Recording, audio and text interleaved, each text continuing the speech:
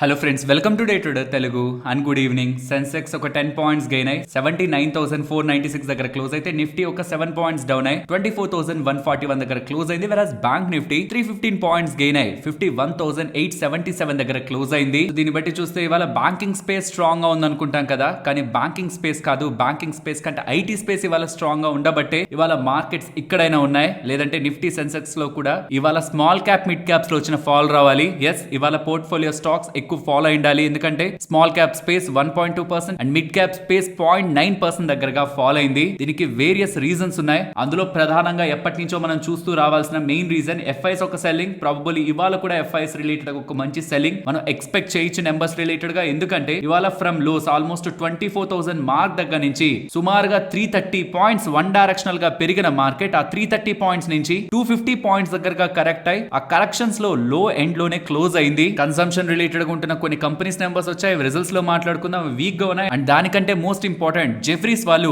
ఈ వైరస్ వచ్చింది కదా, ఆ పాయింట్ తర్వాత ఎప్పుడూ లేనన్ని డౌన్ గ్రేడ్స్ ఈసారి నెంబర్స్ పోస్ట్ చేసినప్పుడు, రిజల్ట్స్ పోస్ట్ చేసినప్పుడు చేశారని ఆల్మోస్ట్ 121 కంపెనీస్ దగ్గరగా నిఫ్టీ అండ్ నిఫ్టీ తర్వాత ఉంటున్న మేజర్ కంపెనీస్ అన్నింటినీ కూడా వీళ్ళు స్టడీ చేస్తుంటే అందులో 63% కంపెనీస్ ఎర్నింగ్స్ లో డౌన్ గ్రేడ్ చూపించాయని, ఎక్స్పెక్టేషన్స్ ని బీట్ చేయలేక వీక్ గా నెంబర్స్ వచ్చాయని, వైరస్ తర్వాత ఇప్పటి వరకు ఎప్పుడూ కూడా ఇంతలా వీళ్ళు డౌన్ గ్రేడ్ చేయలేదనేలా జెఫ్రీస్ వాళ్ళ స్టేట్మెంట్స్ కూడా మనం నెగిటివ్ గానే చూడాలి. మరి ఏ సెక్టార్స్ బెటర్ గా పర్ఫార్మ్ చేస్తున్నా అనేది మీరు స్క్రీన్ మీద గమనించవచ్చు. ఎక్స్పెక్టేషన్స్ ని బీట్ చేసినవి ఏంటి, అది రైట్ సైడ్ ఉంటాయి. ఎక్స్పెక్టేషన్స్ ని మిస్ అయినవి ఏంటి, అవి మీకు లెఫ్ట్ సైడ్ ఉంటాయి. సో క్లియర్లీ ఏ సెగ్మెంట్స్ ఇప్పుడు బెటర్ గా పోస్ట్ చేసిన నెంబర్స్, ఆ సెక్టార్స్ లో ఉన్న మెజారిటీ ఆఫ్ స్టాక్స్ ఎక్స్పెక్టేషన్స్ ని బీట్ చేస్తున్నాయి, వీక్ గా ఉన్నాయి అనేది ఇక్కడ మీరు స్క్రీన్ మీద గమనించవచ్చు. అండ్ అక్టోబర్ కి సంబంధించిన equity mutual fund data interesting గా ఉంటుందన్న రీటైల్ ఇన్వెస్టర్స్ ది ఎప్పుడూ లేనంత కాంట్రిబ్యూషన్ నియర్లీ 25,332 crore దగ్గరగా రీటైలర్స్ ఎస్ఐపి కాంట్రిబ్యూషన్ అయితే ఇండియన్ ఈక్విటీ మార్కెట్స్ లో అక్టోబర్ నెల రిలేటెడ్ గా చేశారు, which is very good. Strong retailers అయితే వెనక్కి తగ్గలేదు అక్టోబర్ నెలలో మాత్రం. ఎఫ్ఐడిఐ డేటా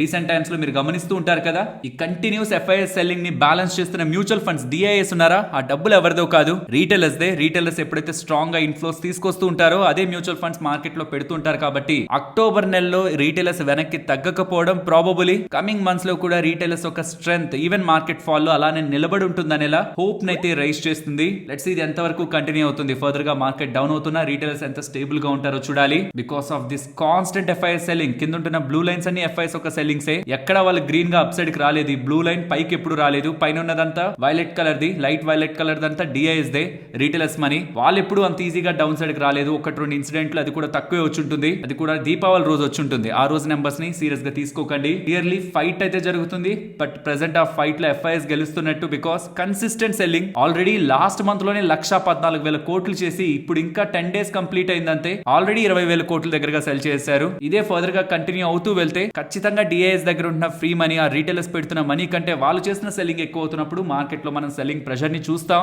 కాబట్టి రీసెంట్ టైమ్స్ లో మార్కెట్ ఫాల్ అవుతుంటే ఏ లెవెల్స్ కి వస్తే మనం కొనుక్కోవాలి, ఇది లాంగ్ టర్మ్ ఇన్వెస్టర్స్ రిలేటెడ్ గా మంచి వెల్త్ ని క్రియేట్ చేసే ఆపర్చునిటీ మార్కెట్ ఫాల్ అయినప్పుడు కొనుక్కోవడం. బట్ షార్ట్ టర్మ్ కి మాత్రం పెరిగిన ఈ మార్కెట్ తో జాగ్రత్త. ఇలా పెరిగిన దాని బ్యాక్ ఉంటున్న ఎఫ్ఐఎస్ ఒక సెల్లింగ్ డేటాని ఖచ్చితంగా మీరు చూడాలని రీపీటెడ్ గా ఎఫ్ఐఎస్ సెల్లింగ్ రిలేటెడ్ గా మనం ఫోకస్ చేస్తూ వస్తున్నాం. అండ్ ఈ డేటాను కూడా ఒకసారి అబ్జర్వ్ చేయండి. చైనా అని మనం చాలా సార్లు మాట్లాడుకుంటాం, చైనా మార్కెట్స్ ఫాలో అవుతున్నాయి. రీసెంట్ టైమ్స్ లో వాళ్ళు తీసుకున్న డెసిషన్స్ కారణంగా చైనీస్ మార్కెట్స్ ఇప్పుడు మీకు ఇక్కడ పాజిటివ్ ఉండొచ్చు, బట్ హాంకాంగ్ మార్కెట్ ని చూడండి, హ్యాన్సెంగ్ చూడండి, అండ్ రీసెంట్ గా చైనీస్ మార్కెట్ లో కూడా మనకి సెల్ ఆఫ్ అయితే కనిపించింది. మరి ఎఫ్ఐఎస్ ఫండ్స్ చైనాకి వెళ్తుంటే ఆ డబ్బులు ఇప్పుడు ఎక్కడికి వెళ్తుండాలి, అక్కడ మార్కెట్ సెల్ ఆఫ్ అవుతుంటే. So FIs only China reason తో కాదు, ఇక్కడ మారిన కొన్ని పరిస్థితులు అండ్ ఈ రీసెంట్ టైమ్స్ లో వస్తున్న రిజల్ట్స్ వీక్నెస్ కూడా ఎఫ్ఐఎస్ యొక్క సెల్లింగ్ కి మేజర్ రీజన్ గా మనం అర్థం చేసుకోవచ్చు. యుఎస్ ఎలక్షన్స్ అని మన వాళ్ళ కామెంట్ సెక్షన్ లో చాలా టైం బ్యాక్ నుంచి చెప్పారు. యుఎస్ ఎలక్షన్స్ కంప్లీట్ అయ్యాయి.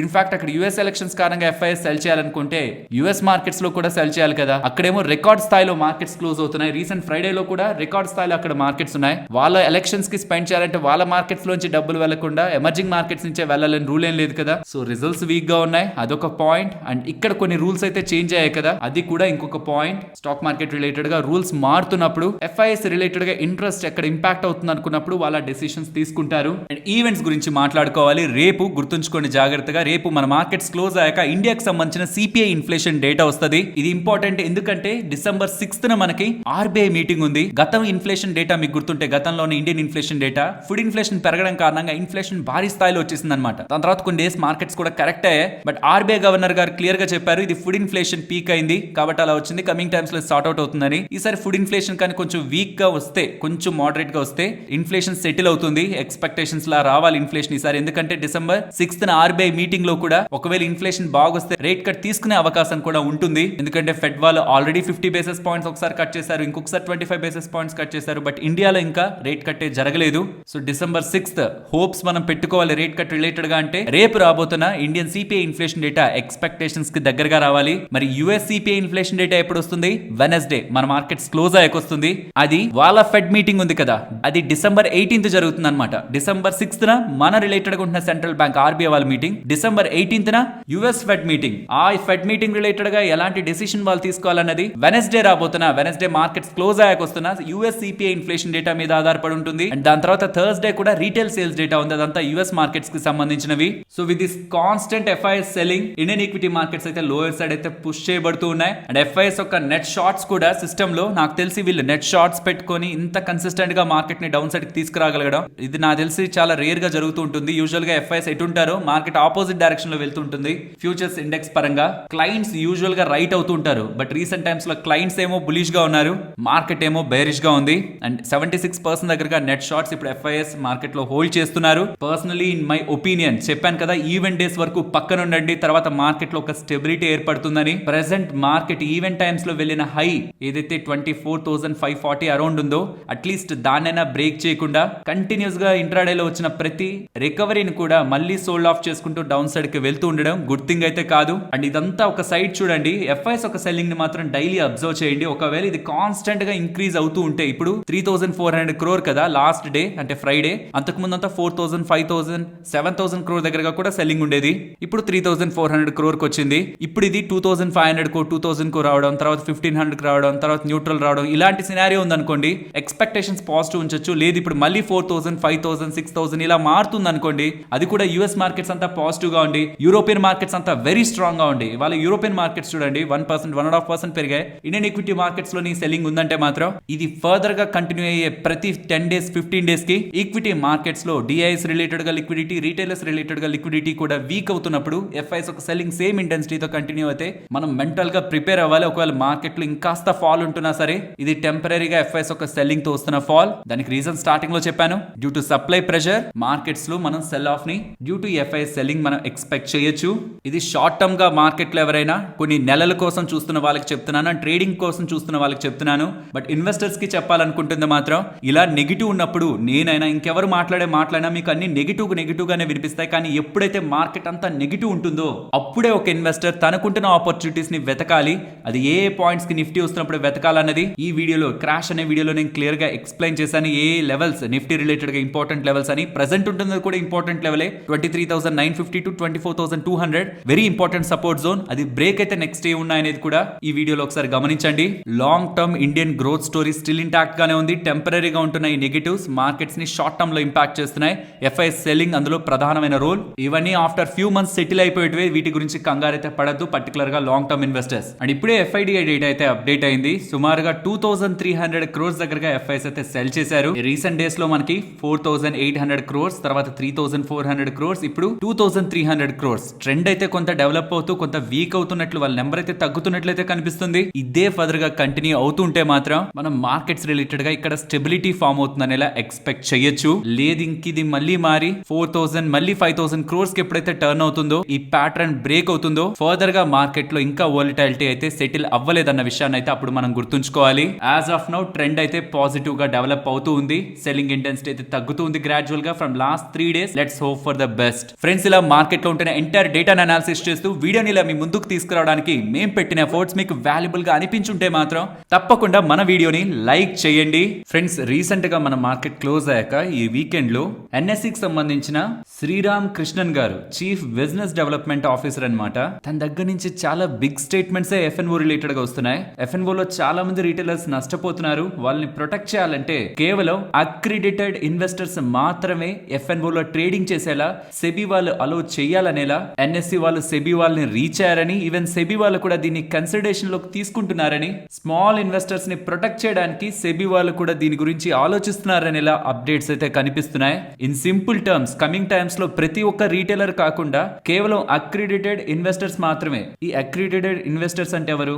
ఇక్కడ నీకు ఈ వెబ్సైట్ లో ఇస్తున్న దాని ప్రకారం ఎవరి నెట్ వర్త్ అయితే అంటే వాళ్ళ విలువ, వాళ్ళకి సంబంధించిన ఆస్తులు అనుకోండి కంప్లీట్ గా 5 కోట్లు ఉండాలి. వాళ్ళ యాన్యువల్ గ్రాస్ ఇన్కమ్, ఇంకా చెప్పాలంటే శాలరీ అనుకుందాం, వేరియస్ సోర్సెస్ నుంచి వస్తున్న డబ్బులు అనుకుందాం, యాన్యువల్ గా 50 లక్షలు సంపాదిస్తూ ఉండాలి. అండ్ వాళ్ళ పోర్ట్ఫోలియో ప్రాఫిటబుల్ గా ఉండాలి, ఫైనాన్షియల్ గా స్టేబుల్ గా ఉండాలి. ఇది ఇక్కడ ఈ వెబ్సైట్ లో ఇస్తున్న లెక్కలు. వెరాజ్ నేను సెబీ రిలేటెడ్ గా ఉంటున్న దాంట్లో ఇక్కడ చూడండి, ఎవరు ఎలిజిబుల్ అక్రిడిటెడ్ ఇన్వెస్టర్స్ గా అన్న చూస్తుంటే మాత్రం యాన్యువల్ ఇన్కమ్ 2 crore అబౌవ్ ఉండే వాళ్ళనే eligible, or net worth 7.5 crore అంతకంటే ఎక్కువ ఉండే వాళ్ళు ఎలిజిబుల్. ఆ 7.5 crore లో కూడా 3.75 crore అనేది ఫైనాన్షియల్ అసెట్స్ రూపంలో ఉండాలి.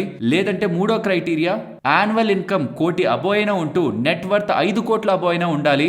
వీటిల్లో ఏదో ఒకటి మీట్ అయినా వాళ్ళు అక్రిడిటెడ్ ఇన్వెస్టర్స్ కిందకు వచ్చేస్తారనమాట. అదే ఆ వెబ్సైట్ లో చెప్తున్న దాని ప్రకారమైన నెట్ వర్త్ 5 కోట్ల అబో ఉండాలి, సాలరీ 50 లక్షలకు పైన ఉండాలి. లేదు ఇక్కడ చెప్తున్న దాని ప్రకారమైన సెబీ వాళ్ళు అఫీషియల్ గా చెప్తున్న దాని ప్రకారమైన శాలరీ రూపంలోనే చూస్తుంటే 1 కోటి అబో శాలరీ ఉంటూ నెట్ వర్త్ సుమారుగా 5 కోట్ల కంటే ఎక్కువ ఉండాలి. ఇది ఇండివిజువల్స్ కి అనమాట. దాని కింద పార్ట్నర్షిప్స్ కి, దాని కింద ట్రస్ట్లకి, దాని కింద కార్పొరేట్స్ కి, అంటే కంపెనీలతో చేస్తూ ఉంటారు కదా, వాళ్ళకి ఏకంగా 50 కోట్ల కంటే పైన ఉండాలి. So in simple terms NSC కి సంబంధించిన చీఫ్ బిజినెస్ ఆఫీసర్ అయిన శ్రీరామ్ కృష్ణన్ గారు చెప్తున్న దాని ప్రకారం ఇది కానీ ఒకవేళ అమలు చేస్తే సెబీ వాళ్ళు రీటైలర్స్ లో 90% పీపుల్ దీనికి ఎలిజిబుల్ అవుతారు, ఈవెన్ 95% పీపుల్ దీనికి ఎలిజిబుల్ అవుతారని అయితే నేను అనుకోవట్లేదు. అయితే ఒక పని చేయండి, వీడియోని కాకుండా ఫస్ట్ కామెంట్ పెడుతూ ఉంటాను కదా, ఎవరెవరైతే ఇక్కడ నేను మెన్షన్ చేస్తున్న థింగ్స్ కి ఎలిజిబుల్ అవుతున్నారో ఫస్ట్ కామెంట్ ని వెళ్ళి లైక్ చేయడానికి ప్రయత్నించండి. సో దట్ ఎంత మంది నిజంగా ఇంత నెట్ వర్త్ ఉంది,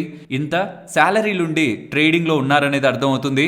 నాకు తెలిసి 1 కోటి యాన్యువల్ ఇన్కమ్ ఉండడం అనేది నాకు తెలిసి ఈవెన్ పెద్ద పెద్ద గవర్నమెంట్ లో ఉంటున్న వాళ్ళకు కూడా కుదరదేమో, అంటే అఫీషియల్ గా అనఫిషియల్ గా కాదు.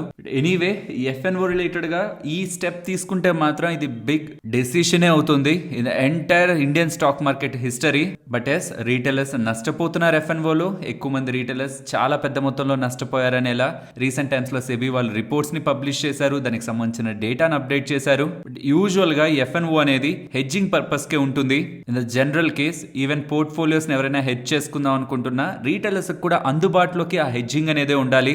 లెట్స్ సే ఎవరైనా నిఫ్టీ 50 ఇండెక్స్ ఫండ్ లో పెద్ద మొత్తంలో ఇన్వెస్ట్ చేశారు అనుకుందాం, ఒక 50 లక్షలకు 60 లక్షలకు ఇన్వెస్ట్ చేశారు. ఏదైనా ఈవెంట్ ఉంది, తను చిన్న మొత్తంలో పుట్ ఆప్షన్ తో తన పోర్ట్ఫోలియోని హెడ్జ్ చేసుకోవడానికి కూడా ఎఫ్ఎన్ఓ అవైలబిలిటీలోకి ఉండాలి తనకి. అరే ఏదైనా ఒక స్టాక్ లో పెద్ద మొత్తంలో ఇన్వెస్ట్ చేసిన ఇన్వెస్టర్ కూడా పోర్ట్ఫోలియో పడిపోతుంది, స్టాక్ పడిపోతుంది అని ఒక అన్సర్టనిటీ ఈవెంట్స్ లో పోర్ట్ఫోలియోకి హెడ్జింగ్ పర్పస్ కి ఈ స్టాక్స్ అండ్ ఇండెక్స్ లెవెల్లో ఇన్వెస్ట్మెంట్ చేసిన వాళ్ళ కోసమే ఎఫ్ఎన్ఓ లాంచ్ చేశారు. బట్ ఏం జరిగింది తర్వాత, ఎన్ని ఇండెక్స్ ఉంటే అన్ని ఇండెక్స్ లకు సంబంధించిన ఎఫ్ఎన్ఓల్ని రిలీజ్ చేశారు అండ్ అవి వీక్లీకి తీసుకొచ్చారు. ఎవ్రీ వీక్ ఒక ఎక్స్పైరీ అని పెట్టుకుంటూ అది ఫైనల్ గా డైలీ ఒక్కొక్క ఎక్స్పైరీలా మారిపోయి ఒకే ట్రేడరే ఒకప్పుడు నెలకొకసారి చేసే ఎక్స్పైరీని డైలీ చేయడం కారణంగా ఎఫ్ఎన్ఓ వాల్యూమ్స్ పెరిగిపోవడం, అందరి దృష్టి ఇప్పుడు ఎఫ్ఎన్ఓ రిలేటెడ్ గానే పడి ఇప్పుడు ఈ డెసిషన్ తీసుకోవాలి, ఎవరిని కాదు పెద్ద పెద్ద వాళ్ళని ఎఫ్ఎన్ఓలో ఉండేలా చేయాలనే స్టేజ్ కి ప్రెసెంట్ అయితే వెళ్తున్నట్లుగా మనకి ఫైనాన్షియల్ ప్లాట్ఫామ్స్ లో డేటా అయితే కనిపిస్తుంది. పర్సనల్ గా నా ఒపీనియన్ ఈ స్టెప్ తీసుకుంటారని అయితే నేను అనుకోవట్లేదు. దానికి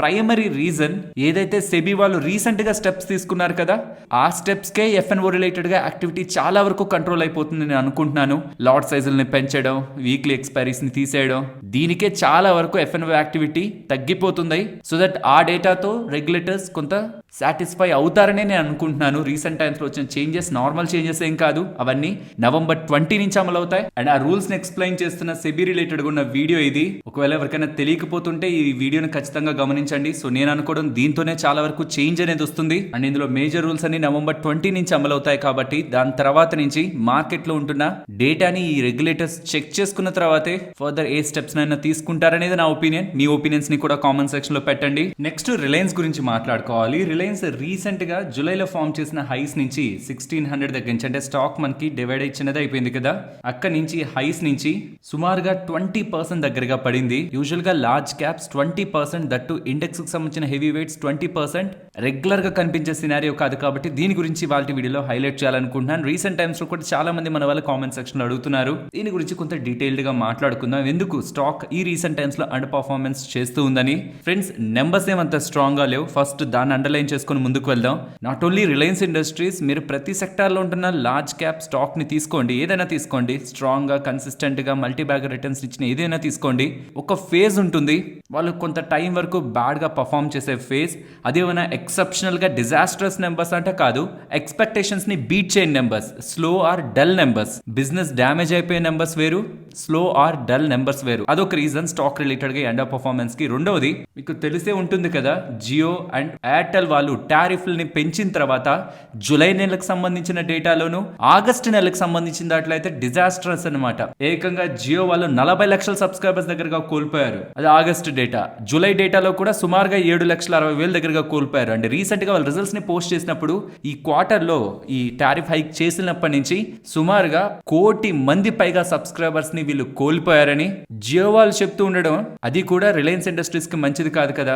and Indian satellite internet related గా ముఖేష్ అంబానీ గారికి ఎలాన్ మస్క్ గారికి జరుగుతున్న బ్యాటిల్ మీ అందరికీ తెలిసిందే. గతంలో కూడా వీడియోలో ఒకసారి మాట్లాడుకున్నాం. కానీ వన్స్ ట్రంప్ గారు ప్రెసిడెంట్ గా ఎన్నికయ్యాక డెఫినెట్ గా తను ఇండియా వాళ్ళతో మాట్లాడి తనని ఇండియన్ శాటిలైట్ మార్కెట్ కి తీసుకురాగలరని మార్కెట్ వర్గాలు కూడా భావిస్తూ, అది కూడా స్టాక్ రిలేటెడ్ గా సెల్లింగ్ ప్రెషర్ కి రీజన్ అనేలా మనకి డేటా కనిపిస్తుంది. But friends, Indian satellite market ఒక యూనిట్ ఎకానమిక్స్ వేరు. అది ప్రతి ఒక్కరూ వెళ్ళగలిగే సెగ్మెంట్ కాదు. లైక్ మీరు, నేను, అందరం కూడా, ఈవెన్ ఎలాన్ మస్క్ గారు స్టార్ లింక్ ఇండియాలోకి వచ్చినా మనం అది తీసుకోం. ఎందుకంటే దాని ఎంట్రీ ప్రైస్, దాని డివైస్ కాస్ట్ అండ్ దాని డేటా కాస్ట్ అవన్నీ కూడా ప్రెసెంట్ మనం టెలికాం ప్లేయర్స్ దగ్గర నుంచి తీసుకుంటున్న దానికంటే డిఫరెంట్ ఉంటుంది. బట్ అట్లీస్ట్ ఎలాన్ మస్క్ గారి ఎంట్రీ ఇండియన్ ఇంటర్నెట్ స్పేస్ లోకి వస్తుందన్న ఒక స్మాల్ ఫియర్ ఫ్యాక్టర్స్ కూడా స్టాక్ రిలేటెడ్ గా ప్లే చేస్తుండొచ్చు. అండ్ దీంతో పాటు రీసెంట్ టైమ్స్ లో మీరు గమనించుంటారు కదా, డీమార్ట్ రిలేటెడ్ గా స్లో డౌన్ చూస్తుంటారు. Most of the consumer faced companies related గా కూడా రీసెంట్ టైమ్స్ లో ఈవెన్ టాటా వాళ్ళ ట్రెంట్ వాళ్ళ నెంబర్స్ పోస్ట్ చేసినప్పుడు కూడా ఎక్స్పెక్టేషన్స్ కంటే కొంచెం బిలో ఉన్నాయని ఆ పాయింట్ లో కూడా స్టాక్ ప్రైస్ లో మనకి ఫాల్ కనిపించింది కదా. సో ఈ రీసెంట్ టైమ్స్ లో ఈ కన్స్యూమర్ ఫేస్డ్ గా బిజినెస్ లో ఏవైతే ఉన్నాయో అన్నిట్లో కూడా కొంత కరెక్షన్ కనిపించింది. కాబట్టి వీళ్ళ రిలేటెడ్ గా Jio and retail, Reliance retail business related గా ఇంపాక్ట్ అవుతుందన్న ఒక కన్సర్న్స్ కూడా, కన్స్యూమర్ స్లో డౌన్ ఉంటుందన్న ఒక కన్సర్న్స్ కూడా స్టాక్ రిలేటెడ్ గా రీసెంట్ టైమ్స్ లో ఉంటున్న వీక్నెస్ కి రీజన్ గా కనిపించవచ్చు. ఇవన్నీ కూడా పాస్ట్ అయిపోయింది. స్టాక్ ప్రైస్ ఇప్పుడు ఇక్కడ ఉంది. వాట్ నెక్స్ట్ అన్నప్పుడు వీళ్ళ న్యూ ఎనర్జీ బిజినెస్ రిలేటెడ్ గా వాళ్ళు ఎప్పుడో చేసిన స్టేట్మెంట్స్ 2020 ఆ పాయింట్ ఆఫ్ టైమ్ లోనే స్టేట్మెంట్స్ చేశారు. అండ్ తర్వాత ఇయర్స్ లో దాని రిలేటెడ్ గా ఇంకా సిగ్నిఫికెంట్ అప్డేట్స్ చేస్తూ వచ్చారు. బట్ ప్రాబ్లం అంతా వీళ్ళ గిగా ఫ్యాక్టరీస్ రిలేటెడ్ గా ఏదైతే వీళ్ళు ఫంక్షనింగ్ అనుకున్నారో అది డిలే అవుతూ వస్తుంది. అండ్ ఎలక్ట్రోలైజర్స్ రిలేటెడ్ గా కానీ మిగిలిన న్యూ ఎనర్జీ బిజినెస్ రిలేటెడ్ గా కూడా ఎప్పటి నుంచి వీళ్ళు ఇది ఆపరేషన్ లోకి తీసుకొస్తారన్న క్లారిటీ అయితే ఇవ్వట్లేదు. వన్స్ అవి క్లారిటీ ఇచ్చిన డే ఉంటుంది చూసారా, మా న్యూ ఎనర్జీ బిజినెస్ రిలేటెడ్ గా వీళ్ళు ఇప్పటి వరకు చేసిన ఇన్వెస్ట్మెంట్స్ ఏ రకంగా వీళ్ళు ఫైనలైజ్ చేసి స్ట్రీమ్ లైనింగ్ చేసి ఈ రిలయన్స్ ఇండస్ట్రీస్ గ్రో ఎలా అవుతుంది అనేలా వీళ్ళు అప్డేట్స్ రిలీజ్ చేస్తున్న point of time stock related గా ఒక ట్రిగ్గర్ అవుతుంది. అది మెయిన్ ట్రిగ్గర్ నాకు సంబంధించి. దాని తర్వాత ఏదైనా మెయిన్ ట్రిగ్గర్ ఉందంటే ఇది Reliance retail IPO. Recent times లో అప్డేట్స్ చూసే ఉంటారు కదా, 2025 లో రిలయన్స్ రీటైల్ ఐపీఓ మార్కెట్ లోకి రాబోతుందని. అది కూడా వాల్యూ అన్లాకింగ్ ఉంటుంది. ఫైనలీ జియో ఐపీఓ, దానికైతే టైం పడుతుంది అంటున్నారు. 2026 or 2027 లో రావచ్చు అది ఐపీఓగా. So I hope Reliance Industries related గా ఉంటున్న ఇష్యూస్ మీకు అర్థమయ్యాయని. And most important, what next, triggers ఏంటనేది మెయిన్ పాయింట్. బికాస్ ఇది ఆల్రెడీ 17 లక్షల కోట్ల మార్కెట్ క్యాపిటల్ ఉంటున్న కంపెనీ. ఇక్కడి నుంచి దాని ఒక 25 లక్షలు 30 లక్షల కోట్లకు తీసుకువెళ్లాలంటే ఖచ్చితంగా ఎనర్జీ బిజినెస్ ఏదైతే వీళ్ళు చెప్పారో, renewable energy segment, green energy segment and electrolysers, ఈ సెగ్మెంట్స్ అన్నిటి రిలేటెడ్ గా, గిగా ఫ్యాక్టరీస్ రిలేటెడ్ గా, వీటన్నిటి రిలేటెడ్ గా వాళ్ళు ఏదైతే ఇన్వెస్ట్మెంట్స్ చేస్తూ వస్తున్నామని చెప్తూ వస్తున్నారో వాటి రిలేటెడ్ గా ఒక క్లారిటీ మార్కెట్ కి రావాలి.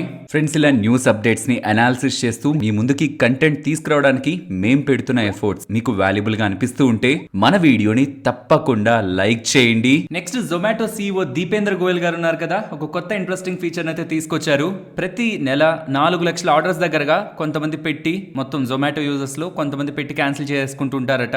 బట్ యూజువల్ గా ఒక పాయింట్ తర్వాత క్యాన్సిలేషన్ చేస్తూ ఉంటే దానికి 100% డబ్బులు ఆ డబ్బులు పే చేసిన వాళ్ళ దగ్గర తీసేసుకుంటారు. తనకి ఫుడ్ ఏం రాదు, క్యాన్సిల్ చేసుకుంటే ఫుడ్ రాదు. అండ్ అలాగే 100% డబ్బులు తనకు కట్టేసుంటారు. అండ్ ఫైనల్ గా దాన్ని తీసుకొస్తున్న డెలివరీ బాయ్ అంటారా, ఆ ఫుడ్ ని తనైనా లేకపోతే రెస్టారెంట్ కైనా బ్యాక్ చేసేస్తుంటారు. బట్ దీని ద్వారా ఫుడ్ వేస్ట్ అవుతుందని గమనించిన జొమాటో వాళ్ళు ఎప్పుడైతే ఒక వ్యక్తి ఆర్డర్ ని క్యాన్సిల్ చేస్తాడో ఆ వ్యక్తి ఉంటున్న లొకేషన్ దగ్గర నుంచి 3 కిలోమీటర్స్ రేడియస్ లో ఉంటున్న మిగతా వాళ్ళకి ఈ so called food order cancel అయిపోయింది, బట్ దాని ఒరిజినల్ పేమెంట్ ఇది, మేము దాన్ని మీకు ఒక 50% డిస్కౌంట్ లో ఆఫర్ చేస్తున్నాం, కావాలనుకుంటే మీరు క్లెయిమ్ చేసుకుని వెళ్తుందంట. ఒకవేళ ఆ 3 కిలోమీటర్ రేడియస్ లో ఉన్న వాళ్ళు ఎవరైనా ఎస్ నాకు కావాలి ఆ ఫుడ్ ఐటమ్ నేను తింటారంటే వాళ్ళు పే చేస్తే డిస్కౌంట్ లో వాళ్ళకి ఆ ఫుడ్ వస్తుంది. అండ్ ఇలా వచ్చిన డబ్బులు ఉంది చూసారా, ఎక్స్ట్రాగా వచ్చిన డబ్బులు ఉంది చూసారా, 50% డిస్కౌంట్ లో వచ్చిన డబ్బులు, అది ఒరిజినల్ గా పేమెంట్ చేసి 100% పేమెంట్ చేసి ఫుడ్ ఆర్డర్ క్యాన్సిల్ చేసుకున్న అతనికైనా రెస్టారెంట్ వాళ్ళకైనా వెళ్తుంది, కానీ మేము దాంట్లో ₹1 కూడా పెట్టుకోమని జొమాటో వాళ్ళైతే చెప్తున్నారు. అండ్ యూజువల్ గా 100% డబ్బులు మనకు రాదు అనుకున్నప్పుడు కూడా క్యాన్సిల్ చేసే కస్టమర్స్ నాకు తెలిసి చాలా తక్కువ మంది ఉంటారు. ఒకవేళ నీడ్ లేదనుకుంటే ఆ ఫుడ్ వచ్చిన తర్వాత ఎవరో ఒకరికి డిస్ట్రిబ్యూట్ చేస్తూ ఉంటారు. అయినా మీరు ఎప్పుడైనా ఆర్డర్ పెట్టాక 100% క్యాన్సిలేషన్ ఛార్జెస్ అవుతున్నా పర్లేదు అనుకుని ఫుడ్ ని ఎప్పుడైనా క్యాన్సిల్ చేశారా? చేస్తే కామెంట్ సెక్షన్ లో చెప్పండి. అండ్ ఈ జొమాటో వాళ్ళు తీసుకొచ్చిన కొత్త ఫీచర్ ఫుడ్ వేస్టేజ్ ని తగ్గించి 100% ఛార్జెస్ పే చేసిన అతనికి ఎంతో కొంత డబ్బులు ఇస్తుంది. ఇది యూస్ఫుల్ అని మీరు అనుకుంటున్నారా? లేదు, ఇక్కడ కొన్ని లూప్ హోల్స్ ఉన్నాయి. ఆ లూప్ హోల్స్ కొంత జాగ్రత్తగా ఆలోచిస్తే ఇది మిస్యూజ్ చేసుకునే ప్రయత్నం కూడా ఉంది. మేబీ దీని రిలేటెడ్ గా జొమాటో వాళ్ళు కూడా ప్రయత్నిస్తారు. అండ్ మీ ఒపీనియన్స్ ని కామెంట్ సెక్షన్ లో చెప్పండి. అండ్ ఫ్రెండ్స్, వారే ఎనర్జీస్ గురించి మాట్లాడుకోవాలి. బికాస్ ఇన్ రీసెంట్ టైమ్స్ 3600 దగ్గరగా ఉంటున్న స్టాక్ ప్రైస్ కాస్త 23% దగ్గరగా పడి 2800 కి వచ్చింది. ఇంత షార్ప్ ఫాల్ ఎందుకు? ఇవాళ కూడా 10% ఎందుకు? వాల్యుయేషన్స్ మాత్రమే రీజన్ కాదనేలా మనకి డేటా కనిపిస్తుంది. బట్ అన్నిటిని ఎక్స్ప్లెయిన్ చేస్తాను. బట్ ఒకవేళ ఈ కంపెనీ రిలేటెడ్ గా డీటెయిల్డ్ అనాలిసిస్ తెలుసుకోవాలంటే మాత్రం ఈ ఐపీఓ వీడియో చూడండి. మీరు ఒకసారి లింక్ చేయడానికి ప్రయత్నిస్తే ట్రంప్ గారు ఎప్పుడైతే గెలిచారు అన్న పాయింట్ ఆఫ్ టైం నుంచి ఈ రెన్యూవబుల్ ఎనర్జీ స్టాక్స్ లో మనకు కొంత సెల్లింగ్ ప్రెషర్ అయితే కనిపించింది. ఎందుకంటే తన గతంలో చేసిన స్టేట్మెంట్స్ అలాంటివి అనమాట. నేను ఎప్పుడైతే గెలుస్తానో, నేను ప్రెసిడెంట్ గా ఎప్పుడైతే తీసుకుంటానో డే 1 నుంచి క్లీన్ ఎనర్జీ ప్రాజెక్ట్స్ అన్నిటిని కూడా షట్ డౌన్ చేస్తాను. అండ్ ఫ్యూయల్ ఇండస్ట్రీకి ఏవేవైతే ఇండస్ట్రీస్ యూజ్ అవ్వవో వాటన్నిటిని నేను ఆపేస్తాను. ఈ రెన్యూవబుల్ ఎనర్జీ ప్రాజెక్ట్స్ అన్నిటిని కూడా ఆపేస్తానని చేసిన స్టేట్మెంట్స్ ప్రాబబుల్లీ ఈ రెన్యూవబుల్ ఎనర్జీ స్టాక్స్ లో వస్తున్న ఫాల్ కి వన్ ఆఫ్ ద రీజన్ అవ్వచ్చు. ఎందుకంటే ఈ వారే ఎనర్జీస్ యుఎస్ కూడా సప్లై చేస్తుంది. అక్కడ కూడా వాళ్ళకి బిజినెస్ ఉంది. ఒకవేళ వీటన్నిటిని ఆపేస్తారంటే అక్కడ ఇన్ఫాక్ట్ మార్జిన్స్ కూడా ఎక్కువ ఉంటాయని చెప్పాను కదా ఈ వీడియోలో. ప్రాబబుల్లీ ఆ రీజన్స్ తో ఇవాళ స్టాక్ ఫాల్ అవుతూ ఉండొచ్చు. అండ్ ఒక్కసారి ఈ వీడియో క్లిప్ కూడా ఒకసారి వినండి. ట్రంప్ గారు ఈ క్లీన్ ఎనర్జీ ప్రాజెక్ట్స్ రిలేటెడ్ గా, పర్టికులర్ గా సోలార్ రిలేటెడ్ గా తను చేసిన స్టేట్మెంట్స్, ఎలక్షన్స్ టైంలో చేసిన స్టేట్మెంట్స్ ఒక్కసారి విందాం. We'll go back to solar, where they need a whole desert to get some energy to come out. You ever see a solar plant? By the way, I'm a big fan of solar, but they take 500 acres of desert soil. These are not good things for. So తను clear గా ఈ solar related గా projects desserts లో పెడుతున్న దాని related గా కూడా తను సుముఖంగా లేరు, ఇంట్రెస్టెడ్ గా లేరని మనకు అర్థమవుతుందా? ఇవన్నీ విన్న తర్వాత మనకు ఒక నెగిటివ్ ఒపీనియన్ వచ్చేస్తుంది కదా స్టాక్ రిలేటెడ్ గా. బట్ వెయిట్, నేను ఈ డేటా అంతా కూడా ఎందుకు చెప్పానంటే ఇప్పటి వరకు ఏం జరిగింది ఆర్ కమింగ్ ఫ్యూ డేస్ లో కూడా ఏం జరుగుతుంది స్టాక్ రిలేటెడ్ గా ఫర్దర్ ఫాల్ వస్తున్నప్పుడు ఎందుకు ఈ సినారీ అంతా మీకు అర్థం కావడానికి. బట్ ఏం జరిగే పాసిబిలిటీస్ ఉన్నాయి, కమింగ్ టైమ్స్ లో ఏమేం జరిగే పాసిబిలిటీస్ ఉన్నాయి, సో దట్ ఈ కంపెనీ రిలేటెడ్ గా వాల్యూ యాడ్ అవడానికి కూడా. అంటే నేను ఈ వీడియోలో ఐపీఓ వీడియోలో క్లియర్ గా ఎక్స్ప్లెయిన్ చేశాను కదా, వీళ్ళు బ్యాక్వర్డ్ ఇంటిగ్రేషన్ చేస్తున్నారు. Entire solar cell value chain ఉంటుందా ఈ వీడియోలో మాట్లాడుకున్నాం క్లియర్ గా. దాంట్లో బ్యాక్వర్డ్ ఇంటిగ్రేషన్ చేయడం కారణంగా కమింగ్ టైమ్స్ ఇంకొంచెం టైం పట్టొచ్చు, కానీ కమింగ్ టైమ్స్ లో ఎప్పుడైతే అవి కమిషన్ అవుతాయో, ఎప్పుడైతే ఆ బ్యాక్వర్డ్ ఇంటిగ్రేషన్ అన్ని కూడా ఆపరేషనల్ అవుతాయో, వీళ్ళ రిలేటెడ్ గా మార్జిన్స్ ఇంపాక్ట్ అయ్యి ప్రాఫిటబిలిటీ పెరిగే ఛాన్సెస్ ఉన్నాయి. ఇది వెరీ ఇంపార్టెంట్ గా అండర్లైన్ చేసి ఉంచుకోవాలి కంపెనీలో ఇన్వెస్ట్ చేసిన వాళ్ళు. ఇది కమింగ్ టైమ్స్ లో అలా జరుగుతున్న ప్రతిసారి కూడా వీళ్ళ ప్రాఫిటబిలిటీని ఇంప్రూవ్ చేస్తూ వాల్యుయేషన్స్ ని సిగ్నిఫికెంట్ గా రీరేట్ అయితే చేస్తుంది. ఇన్వెస్టర్స్ గుర్తుంచుకోవాల్సిన ఫస్ట్ పాజిటివ్ పాయింట్ అది. నెగిటివ్ ట్రంప్ గారు చేసిన స్టేట్మెంట్స్ దగ్గర కూడా వస్తాను, అలా జరిగితే ఏంటి అని. బట్ ఫస్ట్ ఇంపార్టెంట్, వీళ్ళ బ్యాక్వర్డ్ ఇంటిగ్రేషన్ లో ఇంప్రూవ్ అవ్వగలిగే మార్జిన్స్ కమింగ్ టైమ్ లో స్టాక్ రిలేటెడ్ గా స్టెబిలిటీని తీసుకొస్తాయి. బట్ అది రేపో ఎల్లుండో జరిగిపోదు, కొన్ని మంత్స్ పడుతుంది. మరి ట్రంప్ గారు చేసిన స్టేట్మెంట్స్ ఏవైతే డే 1 నుంచి ఈ క్లీన్ ఎనర్జీ ప్రాజెక్ట్స్ అన్ని షట్ డౌన్ చేస్తారంటున్నారు కదా, మరి దాంతో వార్ ఎనర్జీస్ కి ఇంపాక్ట్ ఉంటుంది కదా, అంటే వీళ్ళ యూఎస్ బిజినెస్ కి ఇంపాక్ట్ ఉంటుంది ఒకవేళ ఇది నిజంగా జరిగితే. బట్ పర్సనల్ గా చెప్పండి, ప్రతి రాజకీయ నాయకుడు ఎలక్షన్స్ కి ముందు చేసిన ప్రతి వాగ్దానం ఖచ్చితంగా ఈ ఎలక్షన్స్ గెలిచిపోయాక చేసేస్తున్నారా? మీరు గ్లోబల్ గా ఏ దేశానైనా తీసుకోండి, ఏ కంట్రీకి సంబంధించిన ప్రెసిడెంట్ అయినా తీసుకోండి, ఏ కంట్రీకి సంబంధించిన ప్రైమ్ మినిస్టర్ అయినా తీసుకోండి, ఎలక్షన్స్ కి ముందు కొన్ని ఇండస్ట్రీస్ ఉంటాయి. ఆ ఇండస్ట్రీస్ లో ఉంటున్న పీపుల్ ని అట్రాక్ట్ చేయడం కోసం, ఫాసిల్ ఫ్యూయల్ ఇండస్ట్రీ కానీ లేకపోతే ఈ ఆయిల్ అండ్ గ్యాస్ రిలేటెడ్ ఉన్న ఇండస్ట్రీని కానీ అట్రాక్ట్ చేయడానికి, అక్కడ ఉంటున్న బిగ్ పీపుల్ ని నేను మీకు ఏదో చేస్తానని చెప్పడానికి తను అలా మాట్లాడుండొచ్చు. ఎందుకంటే క్లీన్ ఎనర్జీని పక్కన పెట్టేసి ఫాసిల్ ఫ్యూయల్స్ ని ఎంకరేజ్ చేసుకునే నాకు తెలిసి ఏ కంట్రీ కూడా లేదలా. క్లీన్ ఎనర్జీ చాలా ఇంపార్టెంట్, రెన్యూవబుల్ ఎనర్జీ చాలా ఇంపార్టెంట్, అదే ఫ్యూచర్ యాక్చువల్ గా. దాన్ని తను పక్కన పెట్టేస్తారని అనుకోవట్లేదు. మేబీ ఇది ఒక ఎలక్షన్ స్ట్రాటజీ అయి ఉండొచ్చు. ప్రాబబుల్లీ గెలిచిన తర్వాత తను అలాంటి స్టెప్స్ ఏం తీసుకోకపోవచ్చు. బట్ మార్కెట్ అయితే అదే నమ్మదు కదా. మార్కెట్ ఇప్పుడు తను ఏం చెప్తున్నారో అదే నమ్ముతుంది. ఇది కూడా నా అజంప్షనే, నాకు తెలియదు కదా ట్రంప్ గారు, తను నాతో ఏం చెప్పలేదు, నాకేం పర్సనల్ గా అక్కడ లోపల ఏం జరుగుతుందో తెలియదు. బట్ నేను గ్లోబల్ గా ఉంటున్న మిగిలిన పొలిటీషియన్స్ చేస్తున్న థింగ్స్ ని ఒక్కసారి అనాలిసిస్ చేసి క్లీన్ ఎనర్జీ ప్రాజెక్ట్స్ ని నిజంగా యూఎస్ కి రిలేటెడ్ గా ఉన్న ప్రెసిడెంట్ పక్కన పెడతారా అంటే నేనైతే అనుకోవట్లేదు అలా పర్సనల్ గా.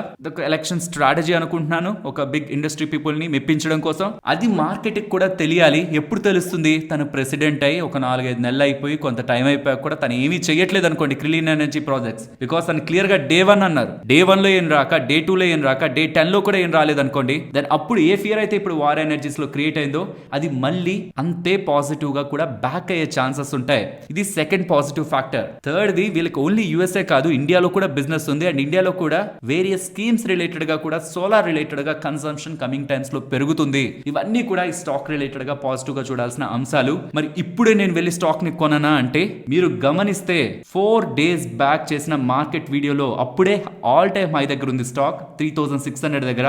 అక్కడ నేను వాల్యుయేషన్స్ గురించి మాట్లాడుతూ ఈ కంపెనీని, ప్రీమియర్ ఎనర్జీస్ ఒక కంపెనీని, బిజినెస్ రిలేటెడ్ గా కూడా నేను మీకు డేటాను ఎక్స్ప్లెయిన్ చేస్తూ ఈ డేటాని మీకు చూపించాను. మీకు గుర్తుంటే రీసెంట్ డేస్ లో ట్రేడెడ్ యాక్టివిటీ ఎక్కువ ఉంది, డెలివరీ యాక్టివిటీ తక్కువ ఉంది. జాగ్రత్త, ఎందుకంటే ఎప్పుడైనా ట్రేడెడ్ యాక్టివిటీ హ్యూజ్ ఉన్నప్పుడు డెలివరీ యాక్టివిటీ కూడా ఉంటేనే ఆ వస్తున్న మూకి స్టెబిలిటీ ఉంటుంది. లేదంటే ఓన్లీ ఇది ప్యూర్ స్పెక్యులేషన్ తో ఇంట్రాడేలో పెంచుతున్నట్లు కూడా మనం అర్థం చేసుకోవచ్చు. కాబట్టి ఈ పాయింట్ లో బికాస్ ఆఫ్ వాల్యుయేషన్స్ అంత రీజనబుల్ గా లేవు అండ్ ఈ ట్రేడెడ్ యాక్టివిటీ కూడా హెవీ ఉంది. కాబట్టి ఇప్పుడు కొంటున్న వాళ్ళు జాగ్రత్త. బికాస్ ఐపీఓలో కొనాలంటే 1500 దగ్గర కొనుంటారు. ఆ ఐపీఓ వచ్చిన తర్వాత మార్కెట్ లో లిస్ట్ అయిన తర్వాత కొన్నాళ్ళైనా 2300-400 దగ్గర కొనుంటారు. బట్ 3600 దగ్గర ఎవరైతే కొందాం అనుకుంటున్నారో ఈ డేటాని చూడండి అని వారే ఎనర్జీస్ కి అలర్ట్ అయితే నేను చేశాను. మీరు గతంలో చూస్తే బజాజ్ హౌసింగ్ ఫైనాన్స్ కూడా లిస్ట్ అయి చాలా పెరిగిపోతున్నప్పుడు మిగిలిన హౌసింగ్ ఫైనాన్స్ కంపెనీస్ అన్నిటిని మనం యాడ్ చేసిన బజాజ్ హౌసింగ్ ఫైనాన్స్ కి తక్కువే ఉంటున్నాయని, టూ మచ్ వాల్యుయేషన్ అని దాని గురించి మాట్లాడుకున్నాం. ఓలా ఎలక్ట్రిక్ రిలేటెడ్ గాను మాట్లాడుకున్నాం. రీసెంట్ గా వార్ ఎనర్జీస్ గురించి కూడా మాట్లాడుకున్నాం. ఇది ఎందుకు మాట్లాడుకున్నాం అని రిమైండ్ చేస్తున్నా అంటే నెక్స్ట్ టైం వచ్చే ఐపీఓ ఏదైనా ఎక్స్పెన్సివ్ అయిపోయిందని నేను మెన్షన్ చేస్తున్నప్పుడు అది ఎంత పెరుగుతుందో తెలియదు నాకు అక్కడి నుంచి. కానీ ఆ పాయింట్ లో ఎంటర్ అవ్వాలనుకుంటున్న బిగినర్స్, జస్ట్ బికాస్ గెయిన్స్ కోసం ఎంటర్ అవ్వాలనుకుంటున్న బిగినర్స్ దానికి కొంచెం వెయిటేజ్ ఇచ్చి స్టడీ చేసి ఈ పాయింట్ లో ఎంటర్ అయితే నా రిస్క్ రివార్డ్ ఏంటని చూసుకుంటారని గతంలో ఏం మాట్లాడుకున్నాం, వార్ ఎనర్జీస్ గురించి ఏం మాట్లాడుకున్నాం అనేది మెన్షన్ చేస్తున్నాను. పాజిటివ్స్ ఉన్నాయి బట్ మార్కెట్ కి అర్థం కావాలి. పర్టికులర్ గా ట్రంప్ గారు చేసిన స్టేట్మెంట్స్ రిలేటెడ్ గా మార్కెట్ కి క్లారిటీ రావాలి. అలా రావాలంటే ట్రంప్ గారు ప్రెసిడెంట్ అయ్యాక ఫస్ట్ వారం రోజులు ఆర్ ఫస్ట్ నెల రోజులైనా మార్కెట్ ఈ క్లీన్ ఎనర్జీస్ రిలేటెడ్ గా ఏ నెగిటివ్ ఇంపాక్ట్ కూడా రాకపోతే దెన్ ఆ పాయింట్ లో మీరు ఈ స్టాక్ రిలేటెడ్ గా మంచి మూని చూడొచ్చు. మేబీ ఈ లోపే ఈ బిజినెస్ రిలేటెడ్ గా ఇన్స్టిట్యూషనల్ ప్లేయర్స్ కి ఇంట్రెస్ట్ ఉంటే ఈ లోపే కూడా రావచ్చేమో. బట్ ఎండింగ్ పాయింట్ ఒకటి ఉండాలి కదా. మనం వెయిట్ చేస్తూ ఫైనల్ గా దేనికోసం వెయిట్ చేస్తున్నాం, ఈ ఎంటైర్ నెగిటివ్ థింగ్స్ అని ఎప్పుడు క్లియర్ అవుతానే క్లారిటీ రావాలి కదా. అది ప్రెసిడెంట్ గా తను ఎన్నికైన మొదటి నెల రోజుల్లో ఏ నెగిటివ్ అప్డేట్ కూడా తన దగ్గర నుంచి రాకపోతే అదే వీళ్ళకి సంబంధించిన బిగ్ పాజిటివ్. ఐ హోప్ వారే ఎనర్జీస్ రిలేటెడ్ గా మీకు ఒక ఫుల్ క్లారిటీ వచ్చిందని, ఎందుకు స్టాక్ ఫాలో అవుతుంది అండ్ ఈవెన్ ఏదైనా బాగా పెరిగిపోతున్న స్టాక్ లో ట్రేడెడ్ యాక్టివిటీ ఎక్కువ ఉంది, డెలివరీ యాక్టివిటీ తక్కువ ఉంటే కొంచెం అలర్ట్ అవ్వాల్సిన రీజన్ ని మనం చూడొచ్చని, పర్టికులర్ గా ఐపీఓ రిలేటెడ్ గా ఉంటున్నవి అండ్ దీని రిలేటెడ్ గా ఫ్యూచర్ లో మీరు చూడాల్సిన ట్రిగర్స్ ఏంటనేది కూడా మనం ఇప్పుడే మాట్లాడుకున్నాం. నెక్స్ట్ సుజలాన్ గురించి మాట్లాడుకోవాలి. సుజలాన్ సీఈఓ రిజైన్ చేశారనేలా అప్డేట్స్ అయితే చేస్తున్నారు. కానీ Suzlon group CEO JP Chalasani గారు న్యూ బిజినెస్ రిలేటెడ్ గా ఉంటున్న సీఈఓ ఇప్పుడు స్టెప్ డౌన్ అవుతున్నారు. ఈశ్వర్ మంగల్ గారు. సో సీఈఓ అంటే సుజలాన్ సీఈఓ కాదు, సుజలాన్ వాళ్ళ అండర్లో గ్రూప్ అండర్లో ఉంటున్న new business CEO Eshwar Mangal గారు అయితే రిజైన్ చేశారు ఆఫ్టర్ 28 years. చాలా ఇంపార్టెంట్ పర్సన్. న్యూ ఆపర్చునిటీస్ ని వెతుక్కోవడంలో తను ఈ రెసిగ్నేషన్ చేస్తున్నట్లు, ఒక స్ట్రాంగ్ కంపెనీగా సుజలాన్ ని పెట్టి ఇప్పుడు తను వెళ్తున్నట్టు అప్డేట్స్ అయితే తన దగ్గర నుంచి కనిపిస్తూ ఉన్నాయి. నెక్స్ట్ ముఖేష్ అంబానీ గారు కొన్న క్యాంపా కోలా ఉంది కదా, దాని ఇంపాక్ట్ క్లియర్ గా కోకో కోలా మీద పడినట్లయితే కనిపిస్తుంది. 250 ml bottle plus 150 ml free అని టోటల్ గా 400 ml బాటిల్ పై ఇప్పటి వరకు 25 రూపీస్ ఉంటున్న ధర కాస్త 20 రూపీస్ కి తగ్గిస్తున్నారు, విచ్ ఈస్ వెరీ ఇంపార్టెంట్. ఒక బాటిల్ పై 25 రూపీస్ బాటిల్ పై 30 రూపీస్ చేయడం మనం జనరల్ గా చూస్తుంటాం, 40 రూపీస్ చేయడం జనరల్ గా చూస్తుంటాం. బట్ 5 రూపీస్ తగ్గించడం అంటే that to from Coca Cola universal brand. అది జరుగుతుందంటే దాని వెనక ముఖేష్ అంబానీ గారు ఉన్నారు. With Campa Cola aggressive price ఈ బేవరేజెస్ ఇండస్ట్రీస్ కి మార్జిన్స్ రిలేటెడ్ గా భయం పుట్టించారు. కాబట్టి ఇప్పుడు ఈ 5 రూపీస్ తగ్గుతున్నట్లయితే మనం అర్థం చేసుకోవచ్చు. పర్టికులర్ గా ఇది సౌత్ ఇండియన్ మార్కెట్స్ లో ఇంట్రడ్యూస్ చేస్తున్నట్టు క్యాంపా కోలా ఒక అగ్రెసివ్ లోయర్ ప్రైసింగ్ స్ట్రాటజీని ఎదుర్కోవడానికి కోకో కోలా వాళ్ళు 20 రూపీస్ కి దిగినట్టు స్టేట్మెంట్స్ అయితే కనిపిస్తూ ఉన్నాయి. నెక్స్ట్ బయోకాన్ గురించి మాట్లాడుకోవాలి. బయోకాన్ వాళ్ళకి సంబంధించిన బెంగళూరు యూనిట్ లో జూలై 15 నుంచి జూలై 26 వరకు జరిగిన యుఎస్ ఎఫ్డిఐ ఇన్స్పెక్షన్ ఎటువంటి ఇష్యూస్ లేకుండా వాలంటరీ యాక్షన్ ఇండికేటెడ్ గా స్మాల్ ఉన్నాయి, అవి మీరే క్లియర్ చేసుకోండి ఇష్యూస్ నేని. వాలంటరీ యాక్షన్ ఇండికేటెడ్ అని positive conclusion from US FDI దగ్గర నుంచి వస్తూ ఉండడం స్టాక్ ఇవాళ ఇలా గెయిన్ అయింది. నెక్స్ట్ ఐటీఐ లిమిటెడ్ గురించి మాట్లాడుకోవాలి. భారత్ నెట్ ఫేజ్ 3 టెండర్స్ లో భాగంగా ఐటీఐ లిమిటెడ్ వాళ్ళకి 2 ప్రాజెక్ట్స్ అలాట్ అయ్యాయని, లోయెస్ట్ బిడ్డర్ గా నిలిచారని, ఆల్మోస్ట్ 3022 crore విలువ చేసే ఆర్డర్స్ అని. ఇందులో భాగంగా వీళ్ళు Himachal Pradesh, west Bengal, Andaman and Nicobar islands లో ఇన్ఫ్రాస్ట్రక్చర్ ని బిల్డ్ చేసేందుకు, సో దట్ ఫైనల్ గా ఈ భారత్ నెట్ ద్వారా 100 Mbps కనెక్టివిటీని రూరల్ ఇండియాకి కనెక్ట్ చేసేందుకు ఈ ఐటీఐ వాళ్ళు భారత్ నెట్ వాళ్ళకి బిజినెస్ ని ఇవ్వబోతున్నారనేలా వీళ్ళు స్టేట్మెంట్స్ చేస్తున్నారు. నెక్స్ట్ విష్ణు కెమికల్స్ గురించి మాట్లాడుకోవాలి. వీళ్ళు సౌత్ ఆఫ్రికాలో ఉంటున్న క్రోమ్ మైనింగ్ ని అక్విజిషన్ చేస్తున్నారు 84 crores పెట్టి. ఎంటైర్ మైన్ లో 74% మైనింగ్ ఎంటిటీని వీళ్ళు అక్వైర్ చేస్తున్నారు అండ్ 100% క్రోమ్ ప్రాసెసింగ్ ప్లాంట్ ని వీళ్ళు అక్విజిషన్ చేస్తున్నారు. దీని కారణంగా విష్ణు కెమికల్స్ వాళ్ళకి యాక్చువల్లీ క్రోమ్ ఒక రిక్వైర్మెంట్ ఉంది, క్రోమ్ ఓర్ ఒక రిక్వైర్మెంట్ ఉంది. ఇప్పుడు ఈ మైన్ అక్విజిషన్ చేయడం కారణంగా విష్ణు కెమికల్స్ వాళ్ళ ఆపరేషన్స్ కి steady supply chrome ore related గా దొరుకుతుంది కాబట్టి రా మెటీరియల్ యొక్క ఫ్లక్చువేషన్స్ వీళ్ళు ఎదుర్కోరు.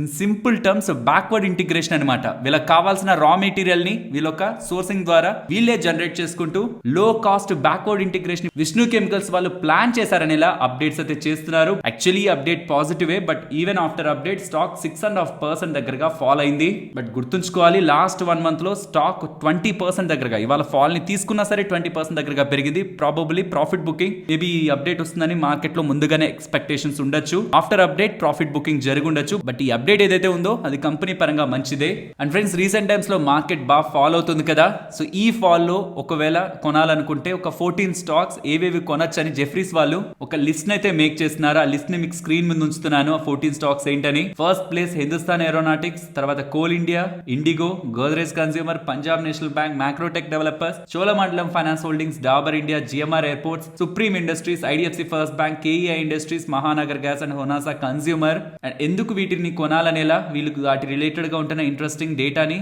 సింపుల్ గా షేర్ చేశారు. ఈ ఆర్టికల్ మీకు డిస్క్రిప్షన్ కామెంట్ సెక్షన్ లో ఇస్తాను, రీడ్ చేయాలనుకున్నా రీడ్ చేయొచ్చు. నెక్స్ట్ రిజల్ట్స్ గురించి మాట్లాడుకోవాలి. First Asian paints. మోనోపోలీగా ఒకప్పుడు రాజ్యం వెళ్ళిన ఏషియన్ పెయింట్స్ ఎవ్వరు ఏ పెయింట్ కంపెనీ కూడా పోస్ట్ చేయనంత వర్స్ట్ నెంబర్స్ ని పోస్ట్ చేశారు. క్యాన్సర్ నెరలేక వాళ్ళ నెంబర్స్ వచ్చినప్పుడు revenue year on year comparison లో 0.3% పడితే అమ్మో వీక్ నెంబర్స్ ని పోస్ట్ చేశారు అనుకున్నారు. బర్జర్ పెయింట్స్ వాళ్ళు 0.3% పాజిటివ్ ఉంటే ఏంటి స్లో గ్రోత్ అనుకున్నారు. యాక్సో నోబెల్ కానీ ఈవెన్ ఇండిగో పెయింట్స్ 7% గ్రోత్ ని పోస్ట్ చేసిన ఇయర్ ఆన్ ఇయర్ కంపారిజన్ లో రెవెన్యూస్ పరంగా అదేమంత స్ట్రాంగ్ గ్రోత్ కాదు. ఏషియన్ పెయింట్స్ నెంబర్స్ బాగుంటాయని ఎక్స్పెక్టేషన్ లో ఉంటే వీళ్ళు ఏకంగా 5.3% fall year on year comparison లో రెవెన్యూస్ ఫాల్. ఎంటైర్ మార్కెట్ మొత్తం కూడా సర్ప్రైజ్ అయింది. అది పక్కన పెట్టండి, వాల్యూమ్స్ లో డీ గ్రోత్ ఉంది. ఇక్కడ నుంచి కొన్ని క్వార్టర్స్ బ్యాక్ 12% దగ్గరగా డొమెస్టిక్ వాల్యూమ్స్ ని మెయింటైన్ చేసిన వాళ్ళు కాస్త 12 కాస్త 10 అయింది, 10 కాస్త 2 అయింది. ఇప్పుడు ఏకంగా 0.5% వాల్యూమ్స్ లో డౌన్ టిక్ అయితే మనకి కనిపిస్తుంది. మార్జిన్స్ 500 basis points దగ్గరగా 5% దగ్గరగా పడుతున్నాయి. గ్రాస్ మార్జిన్స్ కూడా 260 basis points పడ్డాయి. ప్రాఫిట్ ఆఫ్టర్ ట్యాక్స్ ఏకంగా 44% దగ్గరగా డిక్లైన్ అయింది. ఈ ప్రాఫిట్ తగ్గడానికి కొన్ని రీజన్స్ ఉన్నాయి. వన్ టైం కాస్ట్లు ఉన్నాయి కానీ, ఇంపాక్ట్లు ఉన్నాయి కానీ, అవి పక్కన పెడితే ఎందుకు ఇలాంటి వీక్ నెంబర్స్ ని పోస్ట్ చేశారన్న దానికి మేనేజ్మెంట్ చెప్పింది మాత్రం వీక్ కన్స్యూమర్ సెంటిమెంట్ ఉందని, కొన్ని దగ్గర రెయిన్స్ ఎక్కువ పడ్డాయి, ఫ్లడ్డింగ్ ఎక్కువ జరిగింది కంట్రీలో, కాబట్టి ఇలా జరిగిందని చెప్తున్నారు. అండ్ ఇంటర్నేషనల్ బిజినెస్ రిలేటెడ్ గా యూథోపియా అండ్ బంగ్లాదేశ్ లో ఉంటున్న అన్సర్టనిటీస్ కూడా ఇలా ఇంటర్నేషనల్ బిజినెస్ ని ఇంపాక్ట్ చేశాయని చెప్పాను కదా. వన్ టైం లాస్లు కొన్ని ఉన్నాయని, నియర్లీ 56 crore దగ్గరగా ఫారెక్స్ లాస్ ఉంది. వైట్ టీ కో అనే కంపెనీ రిలేటెడ్ గా 124 crore దగ్గరగా ఇంపైర్మెంట్ ఇన్వెస్ట్మెంట్ వాల్యూని వీళ్ళు కన్సిడరేషన్ లోకి తీసుకున్నారు. అది ప్రాఫిటబిలిటీని ఇంపాక్ట్ చేసింది. బట్ మార్జిన్స్ డౌన్ అయ్యాయి. రెవెన్యూస్ ఎక్స్పెక్టేషన్స్ కంటే బీట్ చేస్తూ ఫాల్ అయ్యాయి. And most important paint companies కి వాల్యూమ్స్ ఇది కూడా డ్రాప్ అయ్యాయి. బట్ దీంతో పాటు ఎంప్లాయ్ ఎక్స్పెన్సెస్ 13.5% పెరిగింది అంటున్నారు. అండ్ కమింగ్ టైమ్స్ లో వీళ్ళ డీలర్స్ కి ఎక్కువ రిబేట్స్ ఇస్తూ సేల్స్ ఎక్స్పెన్సెస్ ని డబల్ చేస్తారని చెప్తున్నారు. సో క్లియర్ గా ఇక్కడ కాంపిటీషన్ కనిపిస్తుంది. వేరియస్ ప్లేయర్స్ వచ్చారు. బిర్లా వాళ్ళు కూడా పెయింట్ బిజినెస్ లోకి ఎంటర్ అయ్యారు కదా. క్లియర్లీ కాంపిటీషన్ కనిపిస్తుంది. కాంపిటీషన్ లో విన్ అవ్వాలంటే, డీలర్స్ ని విన్ అవ్వాలంటే రిబేట్స్ ఎక్కువ ఇవ్వాలి, వాళ్ళకి పర్సంటేజ్ ఆఫ్ గెయిన్ ని ఎక్కువ ఇవ్వాలి. కాబట్టి ప్రాబబ్లీ ఆ స్పేస్ లో వీళ్ళు కొంత ఇంపాక్ట్ అవుతున్నట్టు due to margins from competition వీళ్ళు ఇంపాక్ట్ అవుతున్నట్లయితే మనం అర్థం చేసుకోవచ్చు. దీంతో ఎప్పుడూ లేనంత వీక్ సెట్ ఆఫ్ నెంబర్స్ ని వీళ్ళు పోస్ట్ చేసేసరికి స్టాక్ ఇప్పుడు ప్రెసెంట్ 2021 మేలో ఎక్కడైతే ఉందో ఆ లెవెల్స్ కి ఫాల్ అయి 45 times 1 year forward FY26 estimates, price earning estimates కి ప్రెసెంట్ ట్రేడ్ అవుతుంది. నెక్స్ట్ డేటా ప్యాటర్న్స్ గురించి మాట్లాడుకోవాలి. Quarter on quarter and year on year comparison లో రెండు సెగ్మెంట్స్ లో కూడా రెవెన్యూస్ లో కానివ్వండి, మార్జిన్స్ కానివ్వండి, ఆపరేటింగ్ ప్రాఫిట్ కానివ్వండి, నెట్ ప్రాఫిట్ కానివ్వండి, డిక్లైన్ అయితే వీళ్ళు పోస్ట్ చేశారు. ఓవరాల్ నెంబర్స్ వీక్ గా ఉన్నాయి. ఇంకా చెప్పాలంటే బిలో వీక్ పూర్ రిజల్ట్స్ అనుకోవాలి ఇవి. నెక్స్ట్ పిఎఫ్సి గురించి మాట్లాడుకోవాలి. పిఎఫ్సి వాళ్ళ నెంబర్స్, పవర్ ఫైనాన్స్ కార్పొరేషన్ వాళ్ళ నెంబర్స్ స్ట్రాంగ్ గా ఉన్నాయి. Year on year and quarter comparison. Actually ఈ నెంబర్స్ ని మనం ఇయర్ ఆన్ ఇయర్ లోనే చూడాలి. అలా చూస్తున్నా స్ట్రాంగ్ నెంబర్స్ వీళ్ళైతే రిపోర్ట్ చేస్తున్నారు. అండ్ దీంతో పాటు ఎస్పీ గ్రూప్ వాళ్ళకి సంబంధించిన 20,000 crore లోన్ ప్రపోజల్ ని కూడా వీళ్ళు డిక్లైన్ చేస్తున్నట్లు పిఎఫ్సి వాళ్ళైతే అప్డేట్ చేశారు. డెట్ రీపేమెంట్ స్ట్రాటజీలో భాగంగా ఎస్పీ గ్రూప్ వాళ్ళు పెట్టిన ప్రపోజల్ ఇది. ఆ ప్రపోజల్ ని పిఎఫ్సి బోర్డ్ అయితే డిక్లైన్ చేసినట్లు డేటా కనిపిస్తుంది. నెక్స్ట్ పీజీ ఎలక్ట్రోప్లాస్ నెంబర్స్ గురించి మాట్లాడుకోవాలి. ఇయర్ ఆన్ ఇయర్ కంపారిజన్ లో మంచి నెంబర్స్ వచ్చాయి. బట్ క్వార్టర్ కంపారిజన్ లో నెంబర్స్ లో డిక్లైన్ కనిపిస్తుంది.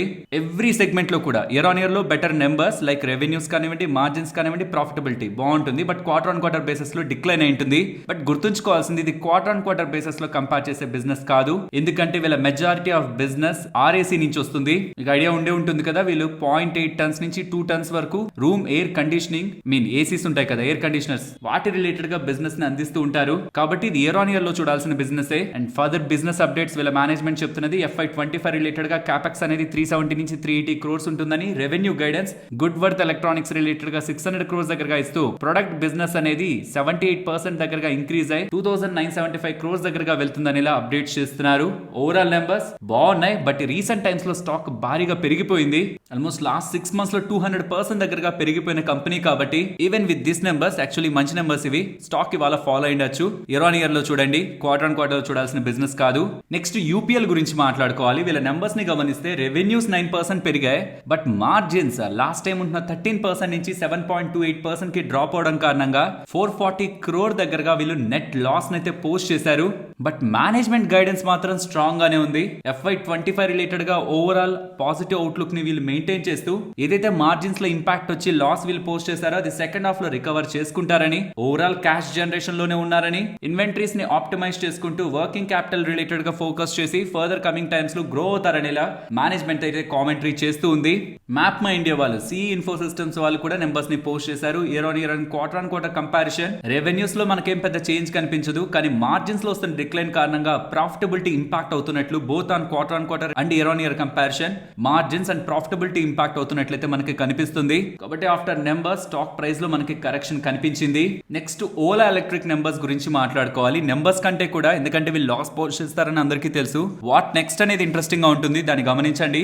రెవెన్యూస్ ఇంప్రూవ్ అయ్యాయి, ఆబ్వియస్లీ ఇంప్రూవ్ అవుతాయి. ఎందుకంటే వీళ్ళ సేల్స్ రిలేటెడ్ గా వీళ్ళు రీసెంట్ టైమ్స్ లో అగ్రెసివ్ స్ట్రాటజీ ఫాలో అవుతున్నారు.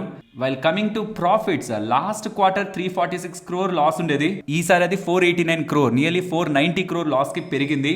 అలా చూస్తే క్వార్టర్ బేసిస్ లో పెరిగినట్టే loss. But year on year లో చూస్తే లాస్ట్ ఇయర్ 526 crore లాస్ ఉంది. కాబట్టి దాంతో పోలిస్తే ఇప్పుడు ఒక 36 crores 37 crores దగ్గరగా లాస్ తగ్గినట్లు. ఇది పక్కన పెడితే ప్రెసెంట్ వీళ్ళకుంటున్న 20.6% గ్రాస్ మార్జిన్స్ ని కమింగ్ టైమ్స్ లో ఇంప్రూవ్ చేసుకుంటారని, నెక్స్ట్ 2 years లో ఏకంగా 20 కొత్త వెహికల్స్ ని లాంచ్ చేస్తారంటున్నారు. ఇంకా చెప్పాలంటే దాన్ని సింప్లిఫై చేసి ఎవ్రీ క్వార్టర్ కి ఒక కొత్త వెహికల్ లాంచ్ చేస్తారంటున్నారు. And EV segment 3-wheeler space లో కూడా వీళ్ళు ఎంటర్ అవ్వబోతున్నారని, అండ్ ఈవీ బ్యాటరీస్ రిలేటెడ్ గా సెల్స్ పరంగా, ఇన్ హౌస్ సెల్స్ మ్యానుఫ్యాక్చరింగ్ పరంగా కూడా FY26 నుంచి వీళ్ళు స్టార్ట్ చేస్తారని ఇలా అప్డేట్స్ అయితే చేశారు.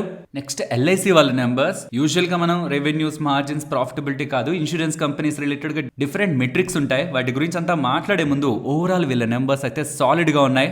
వెరీ వెరీ స్ట్రాంగ్ ఉన్నాయి. స్టాక్ ఇవాళ పెరగకపోయి ఉండొచ్చు, పెరిగితే స్ట్రాంగ్ ఉన్నాయి, పడిపోతే వీక్ ఉన్నాయని కాదు. ఎలా ఉన్నా ఇవాళ స్టాక్ పెద్దగా పర్ఫామ్ చేయకపోయినా వీళ్ళ నెంబర్స్ మాత్రం బాగున్నాయి. వీళ్ళ NBP అంటారు, అది 20% ఇయర్ ఆన్ ఇయర్ కంపారిజన్ లో పెరిగింది. ఏపీ 26% పెరిగింది. అందులో రీటైల్ ఏపీ 31% పెరిగింది. VNB 47% పెరిగింది. అండ్ మార్జిన్స్ కూడా 257 basis points పెరుగుతున్నాయి. ఎవ్రీథింగ్ బీట్స్ ఎస్టిమేట్స్, ప్రతిదీ స్ట్రాంగ్ గా గ్రో అయింది. నెక్స్ట్ నిఫ్టీ అలాగే bank Nifty support and resistance present levels నుంచి డౌన్ సైడ్. ఇవాళ ఫస్ట్ ఓపెనింగ్ అప్పుడు సపోర్ట్ తీసుకుంది చూసారా, 24,050 అరౌండ్. అది important support. If in case అది బ్రేక్ అయితే 23,970, ఆ బిలో 23,890. ఇక్కడ నుంచి టాప్ సైడ్ కి వస్తుంటే ఇమీడియట్ గా 24,220, దాని తర్వాత 24,280 అరౌండ్. అండ్ ఇవాళ తీసుకున్న రెసిస్టెన్స్ చూసారా, 24,337. ఇది కూడా ఇంపార్టెంట్ రెసిస్టెన్స్.